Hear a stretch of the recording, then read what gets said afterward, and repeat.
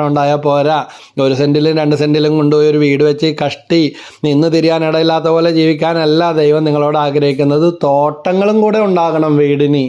തോട്ടങ്ങൾ നട്ടുപിടിപ്പിച്ച് ഫലങ്ങൾ അനുഭവിക്കും. ദൈവമേ, ഈ വചനത്തിൻ്റെ അഭിഷേകത്താൽ നിറക്കണേന്ന് ഈശോയോട് പ്രാർത്ഥിക്കുന്നു. കർത്താവിനോട് പ്രാർത്ഥിക്കുക. സൈന്യങ്ങളുടെ കർത്താവ് അരുളി ചെയ്യുന്നു എന്നാണ് പറയുന്നത്.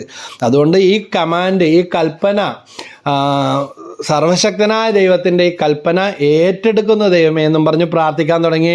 ഇതാ നിങ്ങളുടെ വീട് ഇടിഞ്ഞു പൊളിഞ്ഞു വീഴാറായ ഒരു പഴയ വീടാണെങ്കിൽ, അല്ലെങ്കിൽ പൊട്ടി ഒലിച്ചുകൊണ്ടിരിക്കുന്ന തറപ്പൊക്കമില്ലാത്ത ഒരു വീടാണെങ്കിൽ, പൊട്ടലുകളും വിള്ളലുകളും ഉള്ള ഒരു വീടാണെങ്കിൽ, അല്ലെങ്കിൽ വീണ് പടിയാൻ ഒരു നയാ പൈസ പോലും കയ്യിലില്ല എങ്കിൽ നിങ്ങൾ ഈ വചനം വെച്ച് പ്രാർത്ഥിക്കുക. നിങ്ങളുടെ വഴികൾ അത്ഭുതകരമായിട്ട് തുറന്നു കിട്ടും. കുടുംബത്തിലേക്ക് സമൃദ്ധി വരും, ഐശ്വര്യം വരും, കടബാധകൾ മാറിപ്പോകും. എനിക്കിങ്ങനെ ഈ വചനങ്ങൾ പറഞ്ഞു കൊടുത്ത് പ്രാർത്ഥിച്ച് 1 വീടല്ല 2 വീട് 3 വീടൊക്കെ ആയ 2 വീട് വാടകയ്ക്കും കൊടുത്ത് ഒരു വീട്ടിൽ താമസിക്കുന്നു.